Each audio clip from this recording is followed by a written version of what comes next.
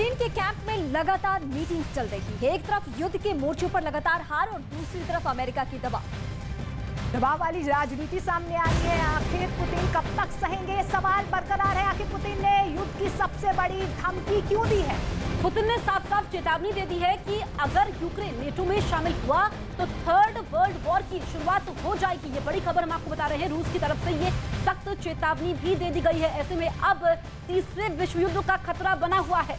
रूस और यूक्रेन युद्ध से जुड़ी हुई इस वक्त की सबसे बड़ी खबर, जहां सख्त लहजा हो चुका है। ये जो चेतावनी भरा लहजा है वो आने वाले वक्त में यूक्रेन को और परेशानियों में डाल देगा।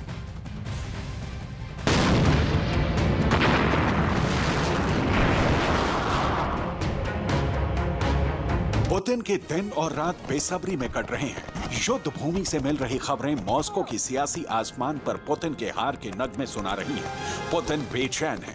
यूक्रेन वाली लड़ाई का मोर्चा प्रतिष्ठा वाले दलदल में तब्दील होता दिख रहा है। यूरोपियन यूनियन के रूस को बर्बाद करने के बयान के पहले पुतिन ने प्रचंड प्रताप के साथ न्यूक्लियर वॉर की धमकी दी थी। एक बार सुनिए पुतिन की लाल आंखों का रौद्र रूप। Граждане России могут быть уверены, территориальная целостность нашей Родины, наша независимость и свобода будут обеспечены. Подчеркну это еще раз. Всеми имеющимися у нас средствами. А те, кто пытаются шантажировать нас ядерным оружием, должны знать, что роза ветров может развернуться и ये बयान ऐसे ही नहीं है। यूक्रेन में रूस के लिए उपजे संकट का नतीजा है। पुतिन के सामने जंग में सिमटते विकल्पों का प्रकटीकरण है। लेकिन हाय पुतिन के न्यूक्लियर थ्रेट से खौफ का माहौल नहीं, सिर्फ दोगुने जोश से लड़ने की फिक्र दिख रही है।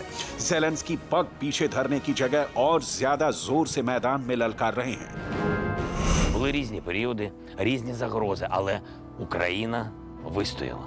Причина одна – це наші захисники і захисниці. Це наш народ, який б'ється за своє право на життя на Русі, на Січі, у часи національно-визвольних змагань проти нацистської окупації і проти рашистів. ज़ेलेंस्की का युद्ध मैदान में जय जयकार पुतिन की चिंता की लकीरों को और गाढ़ा कर रही है। ज़ेलेंस्की के हर आने वाले बयान से पुतिन के दिमाग में न्यूक्लियर बम गिराने वाला विकल्प और मजबूत हो रहा है। क्योंकि जवाब सिर्फ ज़ेलेंस्की को नहीं देना है, जवाब जो बाइडेन को देना है, पूरी दुनिया को देना है। और फादर ऑफ द ऑल बम रखने वाला रूस सिर्फ न्यूक्लियर ब्लफ नहीं कर रहा। रूस के विपरीत यूक्रेन युद्ध का फैसला आते देखा तो दूसरा नागासाकी और हिरोशिमा तय मानिए। रूस की फौज की ताकत यूक्रेन जंग में पहले ईंट दर ईंट ढही, अब दीवार दर दीवार ढह रही है। पहले रूस के टैंकों की तबाही की कहानी सामने आई और अब रूस की मिसाइलों की मार से भी नतीजा सिफर।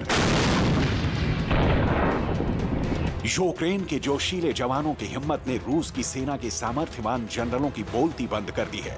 यूरोप और अमेरिका से आए हथियारों ने रूस की फौज को पानी पिला दिया है। इसलिए बार बार सवाल उठता है कि क्या इस बेहद नाजुक वक्त में पुतिन संपूर्ण मानवता का संहार कर देने वाले परमाणु बम को गिराने का फैसला लेंगे? क्योंकि ब्रिटेन में नेटो ने रूस की ओर मुंह उठाए 60 एयरक्राफ्ट तैनात कर दिए हैं ताकि पुतिन के एटम बम गिराने की सूरत में तत्काल रूस को रौंद दिया जाए। अमेरिका के B-52 बॉम्बर अटलांटिक को घेर कर खड़े किए गए हैं। F-15 ईगल ब्रिटेन से उड़ान भरने के लिए तैयार खड़े हैं। Netherlands, Poland, Estonia, Lithuania, Latvia, मतलब लड़ाई उस दौर में है जहां बम फटेगा तो सिर्फ जमीन नहीं दहलेगी, उसके रेडिएशन से नस्लें तबाह होंगी। 21वीं सदी की दुनिया परमाणु बम की रेस में मटियामेट होगी। न्यूक्लियर ब्लफ का खेल ऐसा है कि इसे सिर्फ जिस पर गिराया जाता है वही नहीं जलता, चलाने वाले के हाथ भी जलते हैं। लेकिन ये समझे कौन? रूस के राष्ट्रपति व्लादिमीर पुतिन, अमेरिका के राष्ट्रपति जो बाइडेन, यूक्रेन के राष्ट्रपति वोलोदिमीर ज़ेलेंस्की। यूक्रेन युद्ध के 8 महीनों बाद हथियार पहले किसने चलाया, ये सवाल बेमानी हो चुका है। लिहाजा फैसला पहले किसका आता है इस पर नजर है। लेकिन नेटो को भी एक बात याद रखनी चाहिए कि जिस एकता के दम पर वो दुनिया की सबसे बड़ी एटमी शक्ति रूस को धमकी दे रहा है, उसके संगठन में एकता है भी या नहीं। पहले चेक कर ले, क्योंकि फ्रांस यूएन का परमानेंट सदस्य है और उसके पास अमेरिका ब्रिटेन की तरफ वीटो की भी ताकत है। फ्रांस के राष्ट्रपति का बयान सुनिए। फ्रांस टैक्टिकल न्यूक्लियर स्ट्राइक से रूस को जवाब नहीं देगा, जैसा कि हमारा परमाणु हथियारों को लेकर सिद्धांत रहा है। एक पंक्ति का फ्रांस के राष्ट्रपति का यह बयान बहुत कुछ कहता है। ब्रिटेन की पुतिन को रोकने की उकताहट, जो बाइडेन की पुतिन को सबक सिखाने की बेसब्री और ज़ेलेंस्की को मिल रहे यूरोप से हथियारों की सीमा। ऐसे में परमाणु बम गिराने वाली गेंद पुतिन के पाले में दिखती है, क्योंकि यूक्रेन युद्ध में अंतिम फैसला कर घर वापसी उन्हीं को करनी है। और इसके लिए परमाणु हथियार के अलावा भी दूसरे विकल्पों पर विचार किया जाना चाहिए, क्योंकि ये युद्ध का काल नहीं, शांति की वेला है।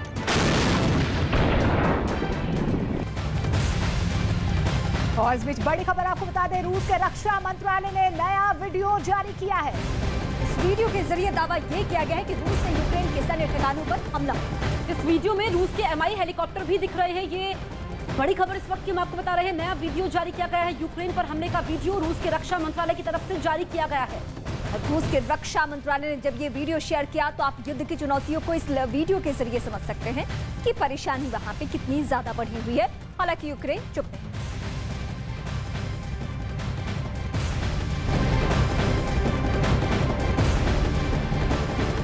जिस तरह नेटो और रूस के बीच तनातनी बढ़ रही है, अंदेशा है कि दुनिया धीरे धीरे ही सही लेकिन तीसरे विश्व युद्ध की तरफ बढ़ रही है। ट्रंप पहले ही चेतावनी दे चुके हैं कि अमेरिका को आगे बढ़कर रूस से बातचीत करनी चाहिए ताकि इस थर्ड वर्ल्ड वॉर को रोका जा सके। तो बड़ी खबर आपको बता दें, लगातार जो है थर्ड वर्ल्ड वॉर को लेकर अब जो है कहीं ना कहीं संकेत मिलते हुए नजर आ रहे हैं।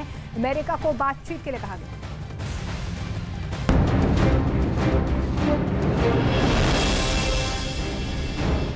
रूस के खिलाफ सबसे बड़ी चुनौती बनेगी अमेरिका की वो सबमरीन जो परमाणु ऊर्जा से चलती है, और ये सबमरीन बड़े बड़े युद्धपोतों को डुबोने की क्षमता रखती है, क्योंकि ये टॉर्पीडो से लैस है।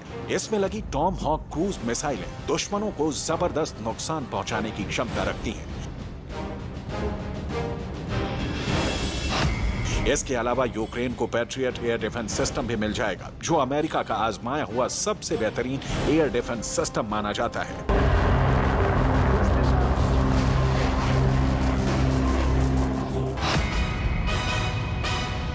काला सागर में भी पुतिन की मुसीबत बढ़ जाएगी, क्योंकि यूक्रेन में नेटो के शामिल होने के बाद अमेरिका का एयरक्राफ्ट कैरियर निमित्ज समंदर में रूस के खिलाफ उतर जाएगा। ये दुनिया का सबसे घातक एयरक्राफ्ट कैरियर माना जाता है।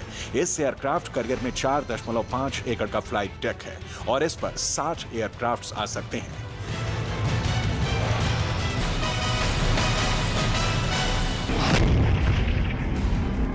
इसके अलावा ज़ेलेंस्की की मदद के लिए जर्मनी से आएगा लियोपार्ड टैंक। तेंदुए की तरफ फुर्तीले इस टैंक को अविनाशी होने का खिताब हासिल है, यानी ये कभी नष्ट नहीं होता है।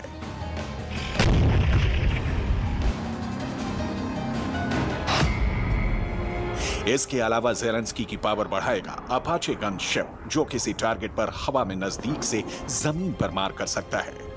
अपाचे गन शिप एक बार में कई राउंड रॉकेट्स फायर कर सकता है।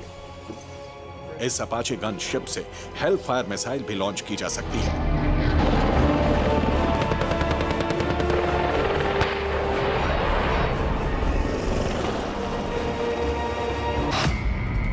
इसके अलावा पुतिन को यूक्रेन की युद्ध भूमि में USP-8A पोसाइडन का सामना भी करना पड़ेगा।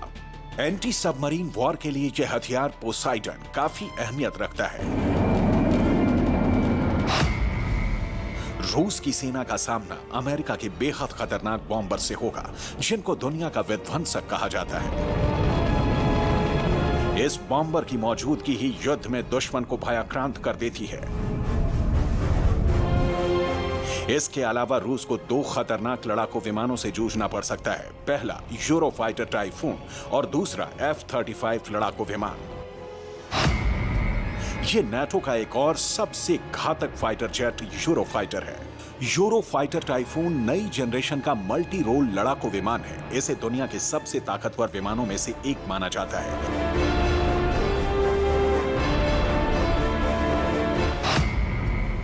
इसके अलावा अगर वर्ल्ड वॉर हुआ तो पुतिन की आर्मी को नेटो के सबसे घातक हथियार का सामना करना पड़ेगा, जिसका नाम है F-35। ये लॉकहेड मार्टिन का बनाया हुआ सबसे भरोसेमंद F-35 फाइटर जेट है, जिसे अमेरिका का बेहद एडवांस जेट माना जाता है। F-35 की सबसे खास बात यह है कि यह दुश्मन के रडार से छिपा रह सकता है। यह एक स्टेल्थ फाइटर जेट है। यह एक ऐसी तकनीक है जिसको हर देश चाहता है। इस जेट का इस्तेमाल बेहद खास ऑपरेशन के लिए किया जाता है। नेटो की ताकत की वजह से ही ज़ेलेंस्की आत्मविश्वास से भरे हुए हैं। Прямо зараз в окопах і на бойових постах сини, брати, батьки, дочки, сестри, матері, українці і українки, яким я зараз хочу сказати головні слова. Ви – найдорожче, що у нас є. Кожен і кожна проти вас – рашистські танки, зеки і найманці, мародери, гвалтівники і ті, хто збожеволів від пропаганди. Тисячі людей, чиє життя не вартує нічого для їхньої держави. Їх кидають в атаки, у них за спинами заградотряди, їх не рахують і навіть कुल मिलाकर जिस तरह से युद्ध के बाद भी कोई निर्णय नहीं हो पा रहा है और नेटो और रूस के बीच तनातनी बढ़ रही है, साफ लगता है दुनिया धीरे धीरे ही सही लेकिन तीसरे विश्व युद्ध की तरफ बढ़ रही है। ट्रंप पहले से ही चेतावनी दे चुके हैं कि अमेरिका को आगे बढ़कर बातचीत करनी चाहिए ताकि इस थर्ड वर्ल्ड वॉर को रोका जा सके। We must demand the immediate negotiation of a peaceful end to the war in Ukraine, or we will end up in World War III, and there will be nothing left of our planet, all because stupid people didn't have a clue. They don't understand what they're dealing with, the power of nuclear. पूरी दुनिया के लिए ये बहुत चिंता की बात है। संयुक्त राष्ट्र को अपनी उपयोगिता साबित करते हुए फौरन इस युद्ध को बंद करवाने का ठोस प्रयास शुरू करना चाहिए, वरना करोड़ों लोग बहुत बुरी मुसीबत में फंस सकते हैं।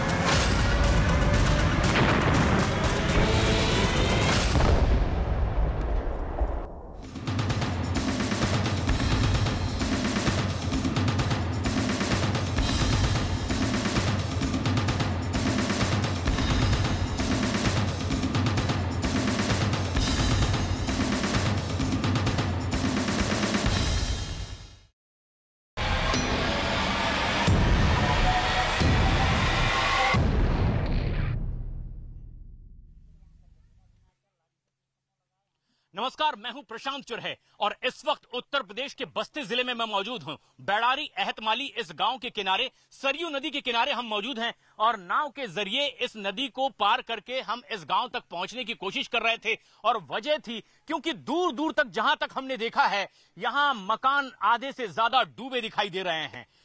उत्तर प्रदेश में सिर्फ ये बस्ती जिला ही नहीं, बल्कि सिद्धार्थनगर, गोंडा, कविनगर, ऐसे कई और जिले हैं जो खासतौर पर सरयू नदी, घाघरा नदी के किनारे बने हुए हैं, राप्ती नदी के किनारे बसे हुए हैं, उनमें भी कमोबेश ऐसे ही हालात दिखाई दे रहे हैं। यानी दूर दूर तक नजारा कुछ ऐसा ही है। और जहां पर ये नदी का पानी किनारे तटबंध तक बहता दिखाई दे रहा है, पेड़ आधे से ज्यादा डूबे हुए हैं। दूर तक अगर हम देखें तो लहलहाती फसल पूरी तरीके से चौपट हो चुकी है। सरयू नदी की आगोश में ये पूरी की पूरी हरी भरी लहलहाती फसल है। मकान दूर तक डूबे हुए हैं और नजारा ये है कि इस तरह से खड़ी हुई कुछ नाव के जरिए लोगों को अब सरयू नदी पार करते हुए इस तरफ आना पड़ता है, क्योंकि राहत सामग्री इसी किनारे पर पहुंचती है। दूर तक अगर हम देखें तो लोगों की उम्मीद आप देखिए किस तरीके से वो खुद अपना टेंट लगा करके यहां पर अभी गुजर बसर कर रहे हैं। और बताया ये जा रहा है कि दरअसल ये जो कई जिले हैं वो नेपाल के किनारे बसे हुए जिलों में से एक हैं और वहां छोड़े गए कई बैराज के पानी की वजह से इस तरह से सरयू नदी उफान पर है।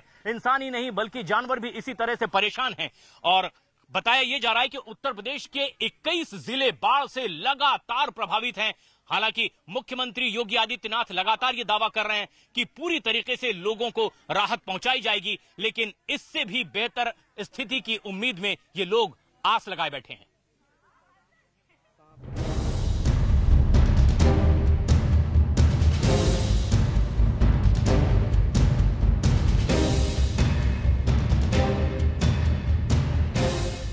यूपी में बाढ़ से हाहाकार।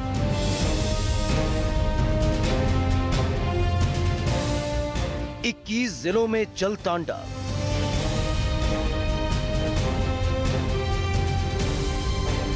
बारह लाख से ज्यादा लोग प्रभावित।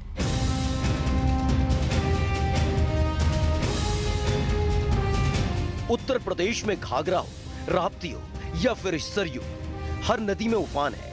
आलम यह है कि उत्तर प्रदेश के 21 जिलों में बाढ़ आ गई है, लोगों के घरों में पानी भर गया है और सड़कों पर सैलाब आया हुआ है। आलम यह है कि जहां तक नजर जाती है सिर्फ और सिर्फ पानी ही पानी दिखाई देता है। बस्ती में घाघरा नदी में उफान, 70 गांव बने टापू। उत्तर प्रदेश के बस्ती जिले में घाघरा नदी में आई बाढ़ के बाद लाखों लोग प्रभावित हुए हैं। बाढ़ की वजह से 70 गांव टापू में तब्दील हो गए। बाढ़ का रौद्र रूप इस कदर है कि 70 गांव की 1 लाख पब्लिक प्रभावित है। घाघरा नदी में अचानक हाई फ्लड आने से कई गांव जलमग्न हो गए। हजारों लोग बाढ़ की वजह से गांव में फंसे हैं, जिनको जिला प्रशासन लगातार रेस्क्यू कर बाहर निकाल रहा है। पीने के लिए राशन है, न रहने के लिए है, कोई ठिकाना नहीं है, घर द्वार बह गया, हम लोग कहाँ रहेगा। जिला प्रशासन की टीम लगातार कैंप कर रही है। बोट और नाव के सहारे बाढ़ में फंसे लोगों को सुरक्षित स्थान पर पहुंचाया जा रहा है। SDRF, फ्लड PAC की टीम लगाई गई है, जो लगातार बाढ़ में फंसे लोगों को निकाल रही है। 50 मोटर बोट, 250 नाव बाढ़ क्षेत्र के 50 किलोमीटर क्षेत्र में लगाई गई है, जो बाढ़ में फंसे लोगों को लगातार रेस्क्यू कर बाहर निकाल रही है। शाम से जब वाटर लेवल बढ़ा हुआ है, इसके पूर्व 3 दिन से लगातार चेतावनी दी जा रही है और लोगों को सुरक्षित स्थान पर पहुंचाया जा रहा है। अचानक पानी का लेवल हाई होने से हमारा अशोकपुर और बर्दिया लोहार जो ग्राम पंचायत है, इसकी आबादी करीब 5000 से 6000 जो ज़्यादा प्रभावित एरिया में जहां पर पानी का भर गया है, उसको निकालने का रात से हम लोग प्रयास कर रहे हैं। बलरामपुर में राप्ती का रौद्र रूप,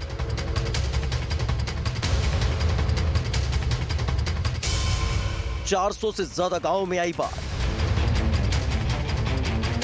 उधर बलरामपुर जिले में भी राप्ती का रौद्र रूप देखने को मिल रहा है।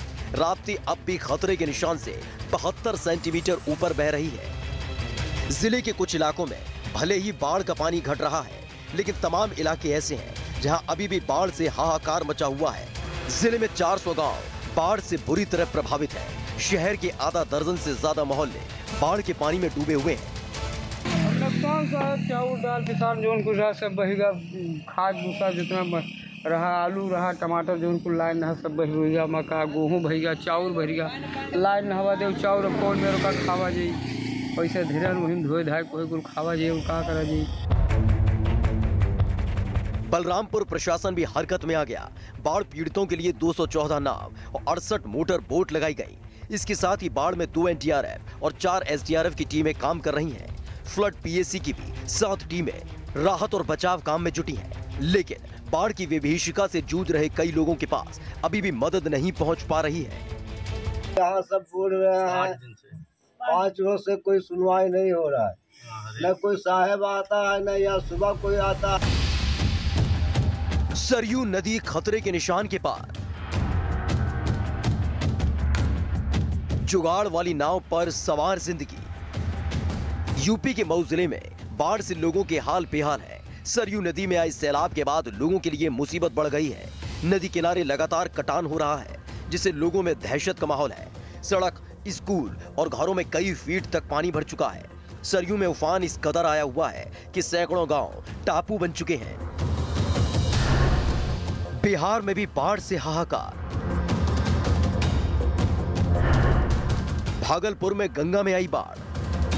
भागलपुर में गंगा के जलस्तर में वृद्धि देखी जा रही है। बढ़ते जलस्तर के साथ तेजी से कटान शुरू हो गया है। भागलपुर नवगाछिया के 3 टंगा दियारा में कटाव इतना तेज है कि पलक झपकते ही मकान गंगा में समा जा रहा है। अब तक ज्ञानीदास टोला के सैकड़ों घर गंगा में समा चुके हैं। घर के साथ साथ स्कूल, स्वास्थ्य केंद्र समेत लोगों के कई कीमती सामान कटाव की भेंट चढ़ चुका है। 3 टंगा दियारा का ज्ञानीदास टोला पूरी तरह कटाव की चपेट में है। सैकड़ों लोग बेघर हो चुके हैं। दिन प्रतिदिन कटाव की स्थिति भयावह होती जा रही है, जिसको लेकर ग्रामीणों में खौफ का माहौल है। लोग गांव छोड़कर दूसरी जगह पर शरण लेने को मजबूर हैं।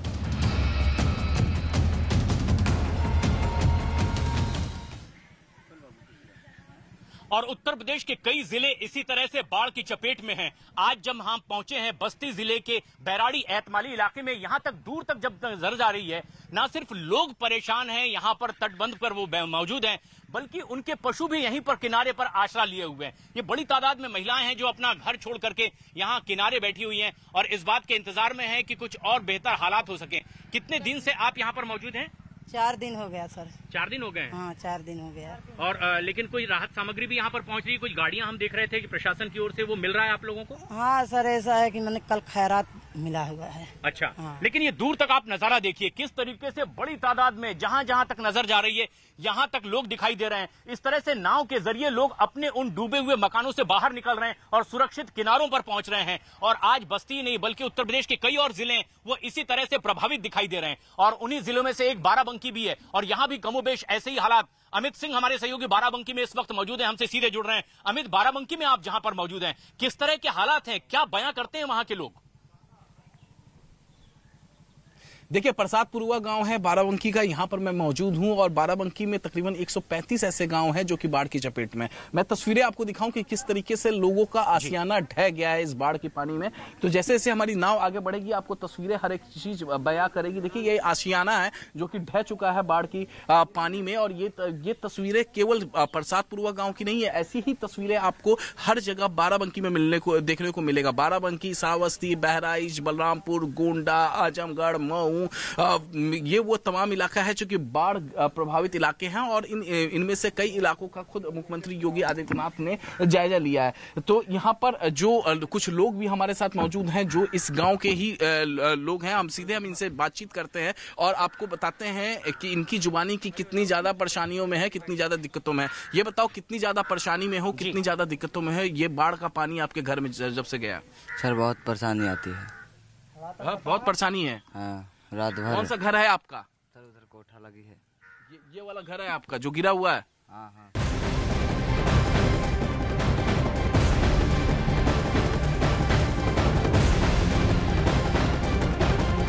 और इस वक्त बड़ी खबर, प्रधानमंत्री मोदी पर जेडीयू अध्यक्ष ललन सिंह के विवादास्पद बयान पर बीजेपी ने पलटवार किया है। बीजेपी नेता रविशंकर प्रसाद ने प्रधानमंत्री नरेंद्र मोदी के खिलाफ विवादास्पद बयान को गरीब का मजाक बताया है।